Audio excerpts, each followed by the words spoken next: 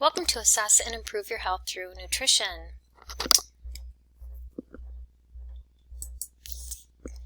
For those of you that don't know me, here's a little information.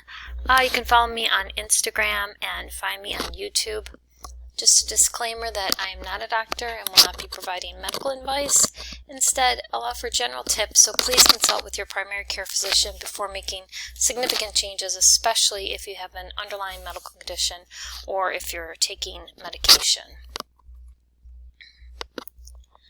You're probably familiar with some health indicators such as weight, body mass index, cholesterol, and blood pressure levels, but there are other ways to help us measure our health status. And we're going to look at a combination of factors, things we can see on the outside and some less visible things that can be checked. You may want to grab a mirror and a measuring tape so you can assess yourself as we go through these. And all along, we'll talk about your diet and how you can support these specifics of your health.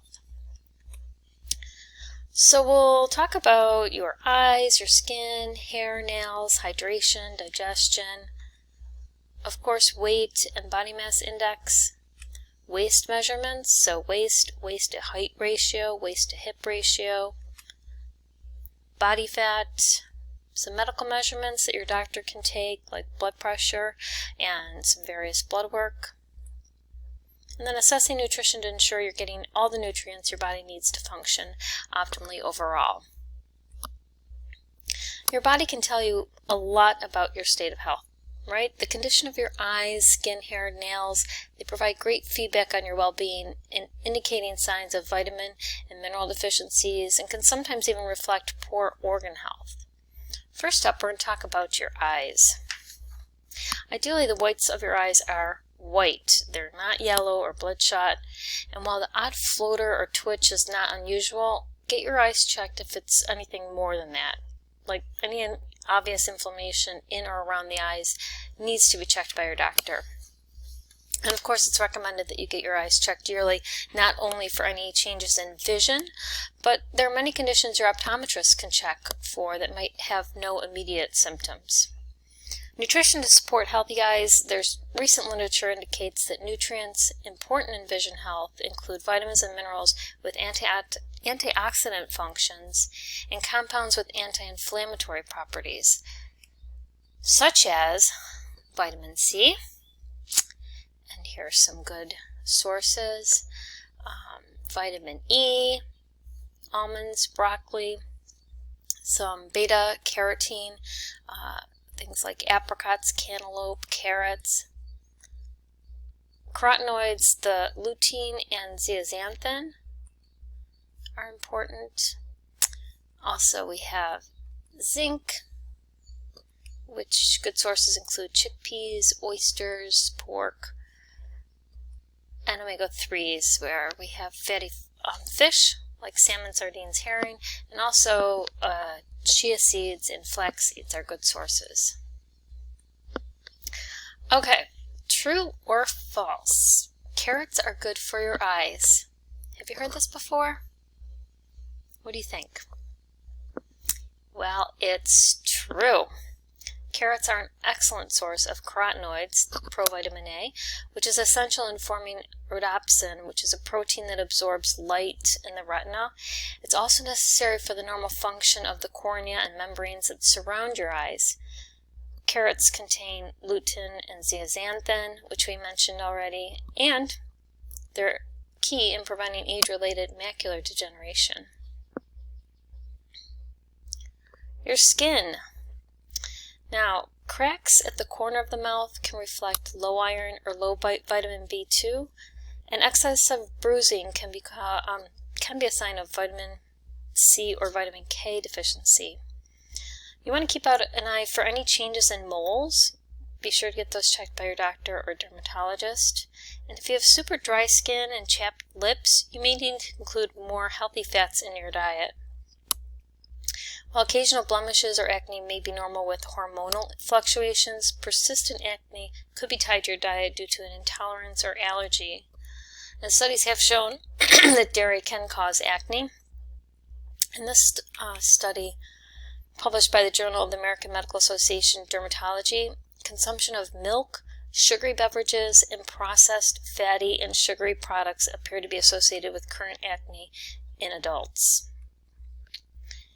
In the journal Nutrients, researchers propose the top nutrients to maintain healthy skin and delay skin aging, and for some of us, this is becoming more important with each passing year.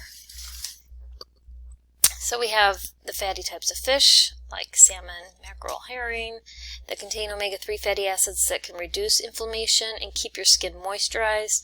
They're also a good source of high-quality protein, vitamin E, and zinc. We have avocados. They're high in beneficial fats and contain vitamins E and C, which are important for healthy skin. And they also pack compounds that may protect your skin from sun damage. Walnuts are a good source of essential fats, zinc, vitamin E, selenium, and protein. Sunflower seeds are an excellent example here. We have 1 ounce, which is about 20 grams of sunflower seeds. They pack 49% of the daily value for vitamin E, 41% of the daily value for selenium, 14% for zinc, and on top of all that, 5.5 grams of protein. Sweet potatoes are an excellent source of beta-carotene, which acts as a natural sunblock and may protect your skin from sun damage. Bell peppers contain plenty of beta-carotene and vitamin C, both of which are important antioxidants for your skin. And vitamin C is also necessary to create collagen, the structural protein that keeps your skin strong. Broccoli is a good source of vitamins, minerals, and carotenoids that are important for skin health. It also contains sulforaphane, which may help prevent skin cancer and protect your skin from sunburn. Tomatoes are a good source of vitamin C and all of the major carotenoids, especially lycopene. And these carotenoids protect your skin from sun damage and may help prevent wrinkling. Fan favorite here, dark chocolate, at least 70%, has been shown in studies to improve the appearance of wrinkles, skin thickness, hydration, blood flow, and skin texture. It also contains antioxidants that may protect your skin against sunburn. The catechins found in green tea are powerful antioxidants that can protect your skin against sun damage and reduce redness, as well as improve its hydration, thickness, and elasticity. True or false? Oranges have the highest vitamin C among fruits and vegetables. What do you think? This is actually false. While certainly it does contain quite a bit of vitamin C, there are other fruits and vegetables that contain more. Alright, let's talk about hair. Healthy hair is growing, it's full, it's strong. So what nutrients support this? Again, we have salmon, sardines, mackerel for healthy omega-3 fatty acids to help hair grow, shine, be full. Beef liver, shiitake mushrooms, sunflower seeds, chicken, tuna, eggs, Greek yogurt, they all contain B5, which is pantothenic acid, which helps the blood flow to your scalp and hair growth. And you may find this listed as an ingredient on some of your hair and skin product labels. So it might sound familiar. Vitamin C helps protect your hair from breaking, and guava is actually brimming with vitamin C. Just 1 cup contains 377 milligrams of vitamin C, which is 4 times the minimum daily recommended amount. Too little iron can lead to hair loss. There's 2 forms of dietary iron, the heme and the non-heme. Heme iron can be found in animal sources, and the non-heme is found in plants and vegetables. The heme iron is better absorbed than non-heme. However, if you eat foods rich in vitamin C, along with the plant-based iron food sources, it improves absorption. So for example, you could eat red bell peppers, strawberries, or guava alongside a spinach salad with beans and seeds and improve the iron absorption. Protein is the building block of your hair, so when you don't get enough, hair growth rests, and since it stops and older hairs fall out, you can have hair loss. So you want to make sure that you get adequate protein. Brazil nuts, seafoods, and organ meats are the richest sources of selenium, which plays a role in healthy hair follicles. B7 or biotin helps hair grow, and you've probably seen many hair products advertising it contains this nutrient. Beware though, to date there's a lack of published studies to suggest that biotin supplements are beneficial, so it's best to target healthy food sources. True or false? Hair is made out of the same stuff as nails. What do you think? They don't look exactly the same, but are they made of the same stuff? Well, this is true. Both hair and nails are made up of keratin, just put together in a different way. Keratin is a protein, so you need a diet rich in vitamins, antioxidants, protein, and healthy fats. So the same foods that are good for your hair are good also for your nails. That makes sense. So, right, let's talk about your nails. Healthy nails are strong and slightly pink. Pale or concave nails may indicate a lack of iron. And here are some examples of sources. And yellow thickening can show a fungal infection. If nails change in color, shape, or texture, or there's inflammation around the nails, it may be time to see the doctor. Adequate magnesium intake is crucial to prevent vertical ridges in your nails. This mineral also helps with protein synthesis and the formation of new nails. Horizontal ridges can indicate a deficiency in zinc. And you want to ensure you're getting enough biotin, which we've talked about. Of course, healthy fats can strengthen and nourish your nails, and you can also apply coconut oil topically to soften cuticles, prevent hangnails, and moisturize your hands. Adequate protein is needed to produce the keratin, which is responsible for keeping your nails strong and resilient. Alright, true or false? Fingernails grow an average of 3.5 millimeters per month. Does that sound like a lot? A little? This is true. That's just over 1/10 of an inch. And nails on your dominant hand tend to grow faster. Versus your toenails, they grow an average of 1.6 millimeters a month, according to the American Academy of Dermatology. And another fun fact, men's nails grow faster than women's nails, except when they're pregnant. Alright, true or false? White spots on your nails means you have a calcium deficiency. Do you have any white spots on your nails? What do you think? This is false. White spots are fairly common and harmless, so they don't usually indicate any specific vitamin deficiency at all. Most likely they're signs of previous trauma to the nail. It's kind of like folding or denting a piece of clear plastic and it leaves a white spot. So does the pressure or trauma to the nail. So it's usually nothing to be concerned about. Let's talk hydration. Staying hydrated helps us think straight, feel energized, and keep our organs working properly. You want to drink to thirst, and preferably water. Mineral water, fruit-infused water, seltzer water. And keep in mind that caffeine and alcohol are diuretics, which draw out more liquid from your system. So you want to limit the beer, wine, hard liquor, soda, coffee, tea, energy drinks. Pay attention to possible signs of dehydration. So dry mouth, thirst, headaches, and dark urine. When you're dehydrated, you may experience symptoms such as fatigue, dizziness, confusion. A 2016 mini-review found that dehydration also may be linked to sleepiness and reduced alertness. And another study published in the International Journal of Sports Medicine found that dehydration increases your body's production of cortisol, the stress hormone.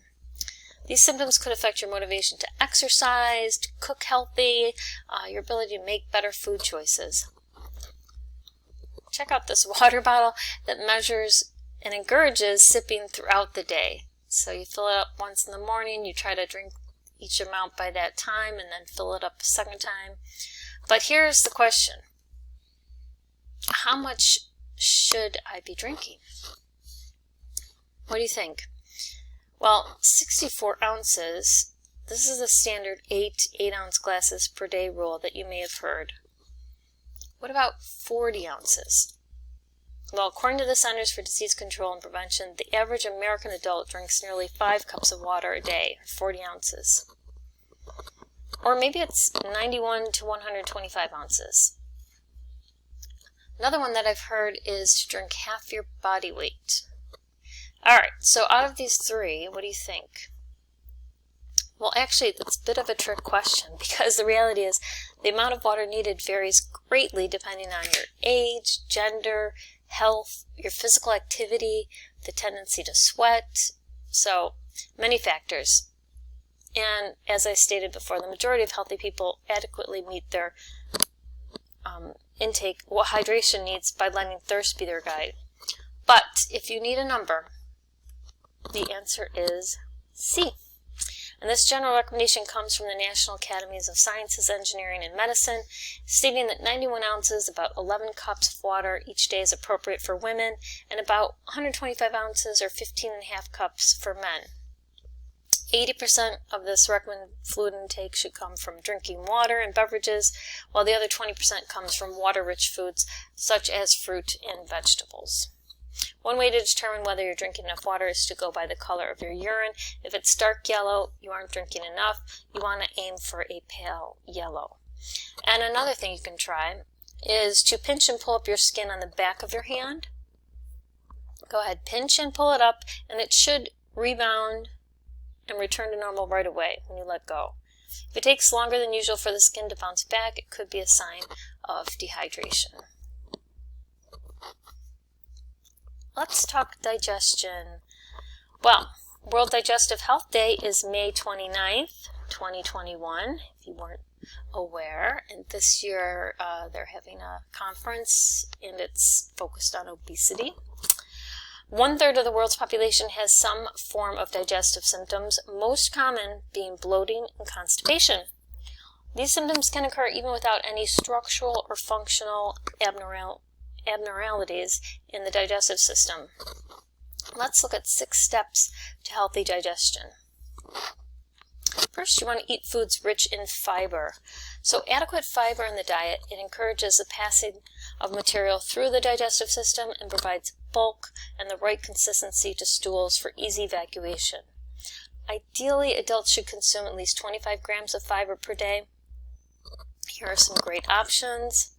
A diet adequate in fiber may reduce the risk of developing diverticular disease, heart disease, and colorectal cancer. You want to eat moderately, slowly, and regularly. Portion size matters. So eat moderate portions to avoid ingestion of excessive calories and stress on the digestive system. The process of digestion starts in your mouth, so eat and chew slowly and thoroughly. You want to ensure adequate fluid intake. So all that fiber you're eating needs fluid to swell and provide bulk. Fluids encourage the waste to be passed through the digestive system and help prevent constipation. Inadequate hydration will slow the digestive process and increase the risk of constipation. So we talked about the importance of hydration. Water is best, and drink to thirst. Keep active regularly. 1 in 5 people engages in little to no physical activity. Regular exercise at a moderate level for at least 30 minutes per day promotes good health. Movement stimulates the gut while increasing intestinal activity, so digestive problems are prevented. It increases blood flow to all of your muscles, and this keeps the muscles in the digestive system moving, allowing food to pass through it much quicker, even when you're resting. Also, because exercise can help ease stress, it may be beneficial for those with irritable bowel syndrome, IBS. The American Journal of Gastroenterology published a study stating that physical activity improves symptoms of IBS. Reduce and manage stress levels. So stress affects the nerves of the digestive system and can upset the intricate balance of digestion. Stress can slow the process of digestion, causing bloating, pain, and constipation.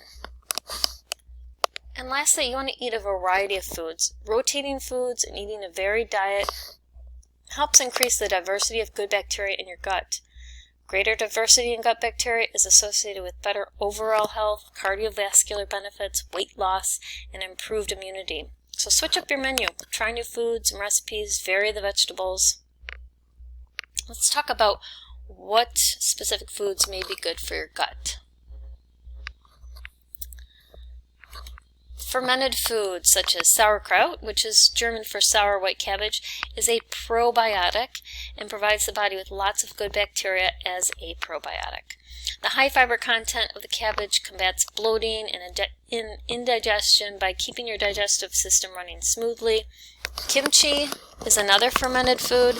It's fermented vegetables and produces live and active probiotic cultures that promote gut integrity.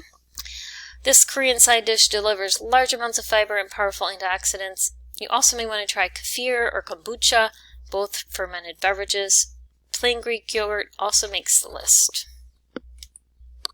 Asparagus works as a prebiotic, which is a type of fiber that the human body cannot digest. It serves as food for probiotics, which are those tiny living microorganisms, including bacteria and yeast. Asparagus contains high levels of indigestible fiber inulin, which feeds healthy bacteria. And asparagus also has high levels of B vitamins and inflammation-fighting antioxidants. Raw onions are a great source of prebiotics and contain quercetin, which is a strong antioxidant that fights damaging free radicals in the body. Onions also contain chromium, which boosts insulin production, and vitamin C, which supports a strong immune system. Raw garlic is another excellent prebiotic food with high levels of inulin, which fuels the good bacteria in the gut. It's loaded with tons of nutrients, including manganese, vitamin B6, vitamin C, selenium, and many active compounds like allicin. Allicin is a powerful disease-fighting substance created after garlic is crushed or chopped. So add it to guacamole, hummus, sauces, dressings. Pineapple contains an enzyme called bromelain, which works as a digestive aid, helping to break down protein from large molecules into smaller peptides. Studies have suggested that bromelain counters pain and inflammation throughout the body and reduces secretion of pro-inflammatory cytokines that can damage the gut lining. But keep this in moderation because pineapple is not a low-sugar fruit.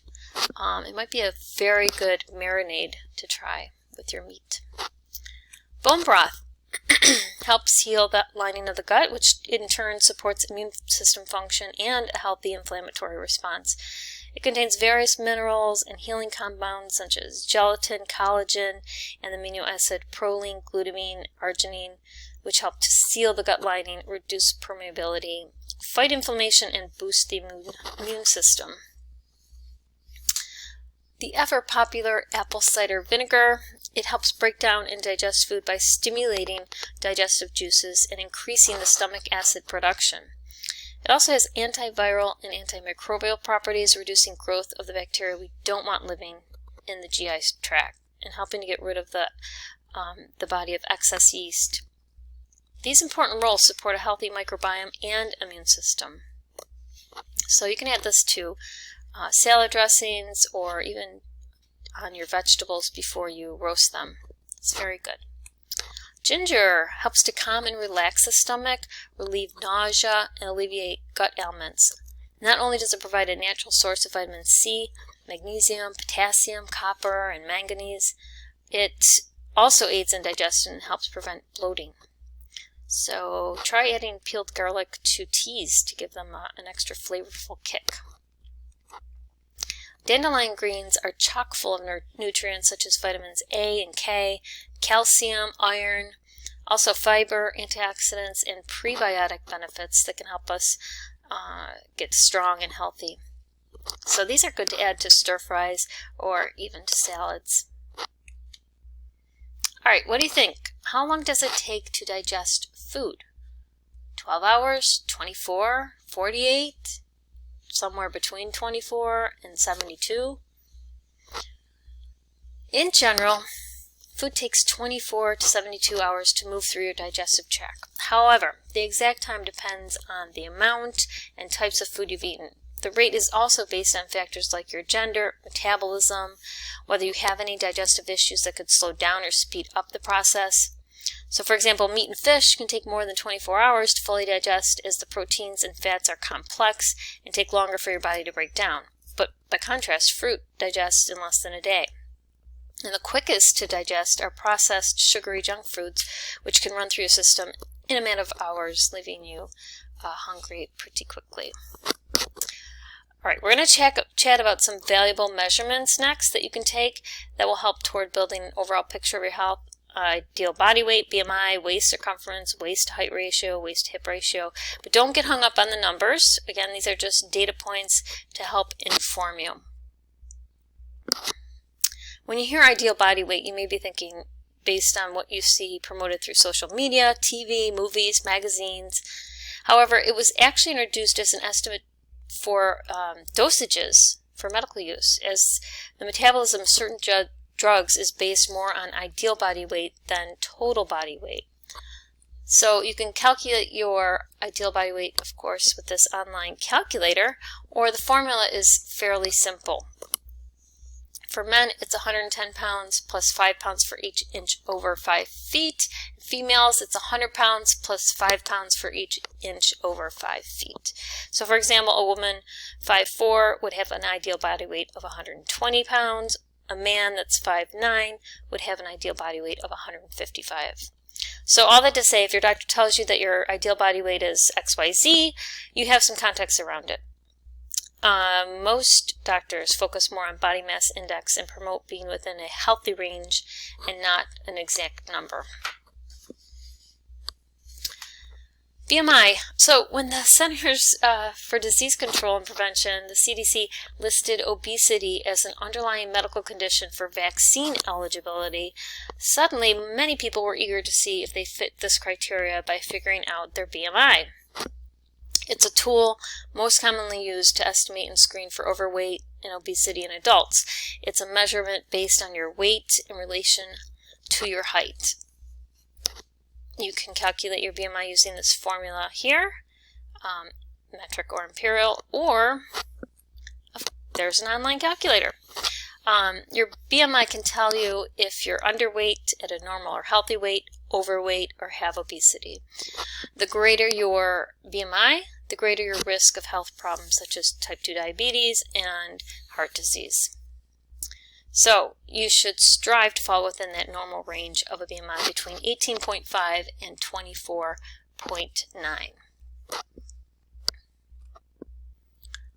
Waist measurement. Another important measure is your waist size. According to the World Health Organization's data gathering protocol, the waist circumference should be measured at the midpoint between the last rib and the top of the iliac crust using a stretch-resistant tape. So, practically speaking, the measurements are usually taken at the smallest circumference of the natural waist, usually about an inch above the belly button. Having too much fat around your waist may raise your chances of health problems even more than having fat in other parts of your body. So women with a waist size of more than 35 inches and men with a waist size of more than 40 inches may be more likely to develop diseases related to obesity. In Keep Sharp by Sanjay Gupta, he states that carrying extra weight around the abdomen has been shown to be particularly harmful to the brain. So one study that garnered media attention looked at over 6,000 individuals aged 40 to 45 and measured their bellies between 1964 and 1973. A few decades later, they were evaluated to see who had developed dementia and how that related to their waist size at the start of the study. And the correlation between risk of dementia and thicker midsections 27 years earlier was remarkable. Those with the highest level of abdominal fat had increased risk of dementia of almost threefold in comparison to those with the lowest abdominal weight. Yikes. All right, the waist to height ratio is a measure of the distribution of body fat. So it's your waist measurement in inches divided by your height in inches. Of course, you can also use centimeters. The higher someone's waist to height ratio is, the higher the risk of obesity-related cardiovascular disease, as it's a rough estimate of obesity.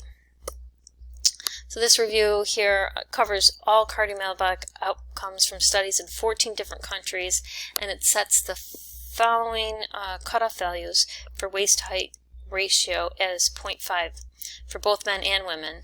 So for example, if your waist is 30 inches and you're 5'7" or 67 inches, your waist height ratio would be 0.44, which is under the recommended 0.5. Waist to hip ratio is the measurement that compares the size of your waist in inches to the size of your hips. So you measure your waist, again around the smallest part of your waist, about 1 inch above your belly button. Then you take your hip measurement. You stand with your feet directly beneath your hips and wrap the tape around the widest part of your hips and buttocks. And then you calculate your weight to hip ratio. So divide your waist size by your hip size. According to the World Health Organization, a healthy waist to hip ratio for women is less than 0.85 and for men less than 1.0. So for example, if your waist measurement is 30 inches, your hips are 38, then your ratio is 0.78. You have a waist to hip ratio that falls in the normal range.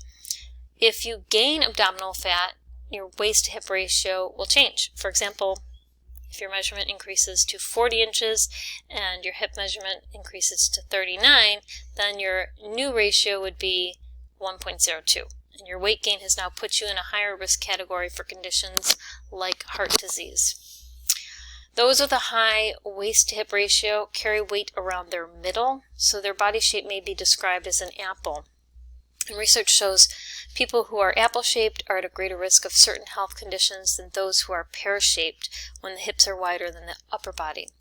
Listed here are some studies showing how abdominal obesity increases the risk of cardiovascular disease, cancer, and type 2 diabetes. Your body stores the fat from foods you eat in deposits that can be used for energy, insulation, and protection. And everyone needs some fat to live and function. However, when too much body fat accumulates, it can lead to obesity and obesity-related diseases like type 2 diabetes and heart disease. One way to measure body fat is a skin fold test using a tool called calipers to pinch different areas of your body and measure the body fat. Your bathroom scale may estimate your body fat using a technology called bioelectrical impedance analysis, or there's an online calculator for that. You enter your gender, age, weight, height, waist, and neck circumferences, and then it'll give you your body fat percentage. A water displacement, where you submerge your body in a tank of water, is the most accurate way to get your body fat percentage. However, it's expensive, and you need to visit a special lab to have it done.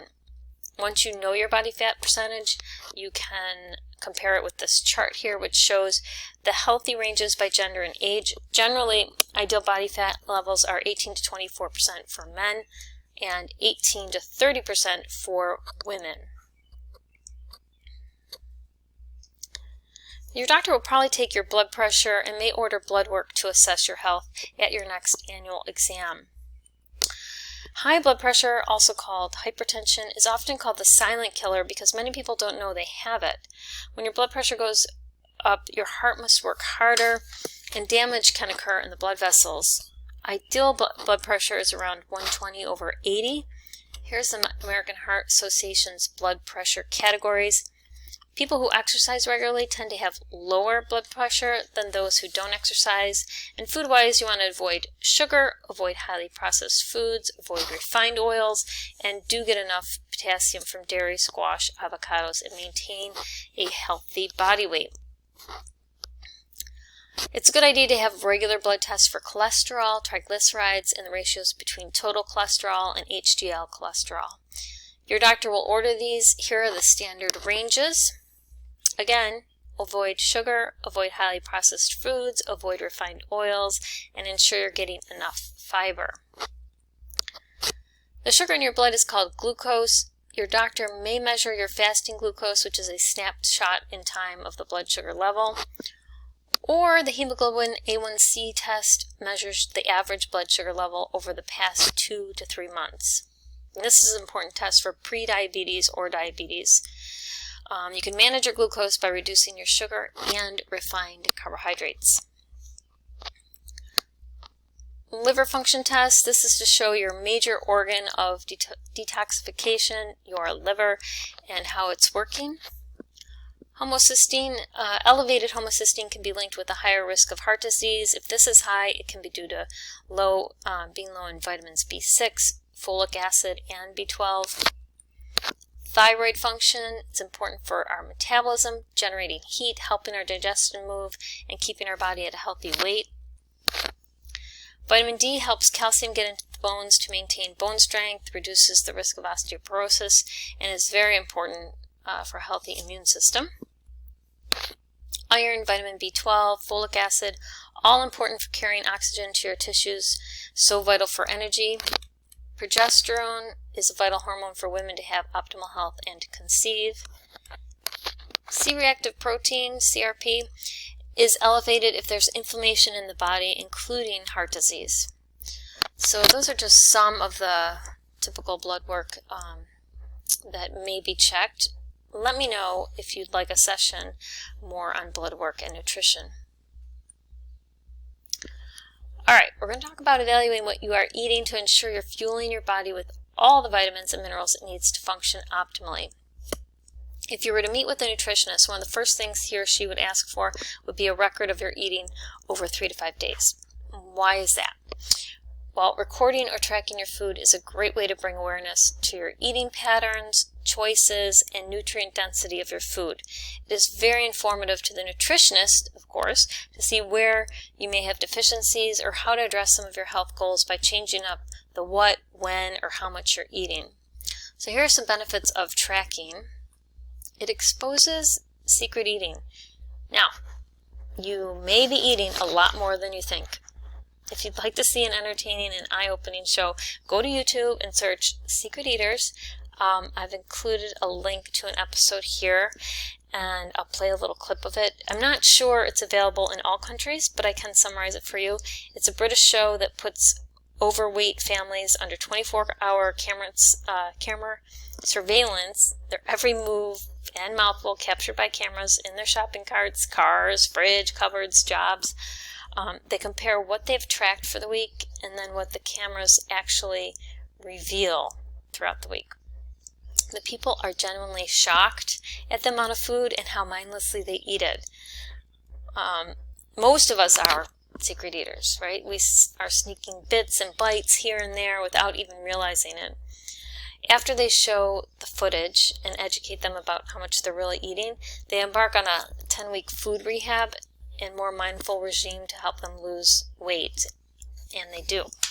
It's very entertaining and educational. So first, track to see what and how much you're really eating. Another benefit is that you can discover the food density. I personally like a tool like Chronometer. It's on the web, or it's online, as well as there's an app for that. You can see the macronutrients, the carbs, fat, protein makeup of a food, in addition to all the micronutrients, so the vitamins and minerals that the food contains. It features a nutritional target wizard, so you input your body details, your age, weight, height, gender, goals, and it'll automatically set recommended minimum daily values for all the vitamins and minerals, in addition to like calories and macros if you want, that your body requires. It is simple to add the foods. Again, I'll show a little clip here of that. After tracking for a few days, you'll probably be inspired to add in more variety or research for specific foods that cover where you may be coming up deficient. It's a critical tool used for a nutritionist to evaluate a client's diet to see what the nutrients they may be lacking in and what foods to recommend. So, but you can do it yourself and see how you are doing. Another benefit is to manage calorie intake. So besides Chronometer, there's also other tools like MyFitnessPal, Lose It, and you can track what you're eating if you're trying to lose weight. So as stated, it helps you become more mindful of what and how much you're putting into your mouth. And you can also use it to plan your food in advance by putting your meals in the night before or in the morning to show what your full day of eating will look like. Here's an example of a day of eating logged into Chronometer, and the client has managed to hit 89% of all their micronutrient targets, which is very good. Now you can see that over time, if you are consistently not hitting your recommended daily amount for, in this example, biotin is low and iodine, so there could be repercussions down the road. So tracking is an excellent way to ensure you're covering all your nutrient bases. Now, you say that's all fine and good, but I'm absolutely not going to track anything. Well, if you don't want to track, then the best thing you can do to ensure a wide variety is to ensure a wide variety of nutrient-dense food and stay away from highly processed items and sugar that rob your body of nutrients. You also might be interested in knowing what studies have shown people tend to be deficient in. So the National Health and Nutrition Examination Surveys, NHANES, surveyed 16,444 individuals 4 years of age and older and reported a high prevalence of inadequacies from multiple micronutrients, including the following. So calcium, structural component of bones and teeth, it regulates nerve transmission and muscle contraction, helps maintain healthy blood pressure, maintains acid-base balance in the blood. You can find it in dairy, fish, seeds, beans, almonds, dark leafy greens. Potassium maintains fluid and electrolyte balance. It's required for proper nerve conduction and muscle contraction, and it influences blood volume and blood pressure. You can find it in milk, beet greens, lima beans, acorn squash, tomatoes, artichokes, avocado, yogurt, pistachios.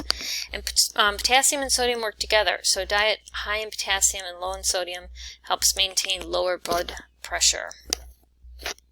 Vitamin A has a vital role in maintaining healthy immune functions. The compound is found as retinol, preformed vitamin A in animal products, and as carotenoids, provitamin A in fruits and vegetables. Good animal sources include eggs, butter, beef liver, fish oils. Rich sources of carotenoids include orange and green vegetables like sweet potatoes, pumpkin, spinach, cantaloupe. Vitamin C may offer protection against infections, including those caused by bacteria and viruses. Regularly administered vitamin C has been shown to shorten the duration of colds, and during an illness can actually act as an antihistamine and anti-inflammatory. So we've mentioned already foods that are fruits and vegetables high in vitamin C include kiwi, grapefruit, strawberries, red peppers, broccoli, Brussels sprouts, guava, tomatoes. Vitamin D, this nutrient supports the immune system, reducing the risk of colds and flu, and studies have shown that many people are deficient. So you may want to ask your doctor specifically about getting your vitamin D levels checked. Regardless, everyone can benefit from 15 minutes of sun exposure around lunchtime. You can also seek fatty fish, mackerel, salmon, sardines, eggs, and mushrooms. Vitamin E boosts antioxidant defense, protects cell membranes, enhances immune function. More than 90% of Americans do not meet the dietary requirement for vitamin E. Synthetic vitamin E in supplements and fortified food is less bioavailable than naturally occurring vitamin E from food, so you can find it in sunflower seeds, almonds, salmon, avocado, olive oil, hazelnuts, peanuts. Iron helps make healthy red blood cells that transport oxygen throughout the body. It's critical for normal immune function, structural component of hundreds of essential molecules, and assists antioxidant enzymes. Remember, there are two forms of dietary iron, heme and non-heme. The heme iron found in red meat, poultry, fish, and non-heme iron found in lentils, spinach, and broccoli. Combine the non-heme iron sources with vitamin C-rich foods for better absorption. Magnesium, it's a structural component of bones and teeth, regulates nerve transmission and muscle contraction. It reduces inflammation and may reduce levels of stress hormone cortisol. along with assisting in hundreds of essential cellular reactions. You can find it in dark chocolate, nuts like almonds, legumes, tofu, dark green leafy vegetables. If you want a great resource to find out more information about specific vitamins and minerals, visit the Linus Pauling Institute. Here is the link to their Micronutrient Information Center. Okay, let me show you a short clip of Chronometer and how easy it is to add food.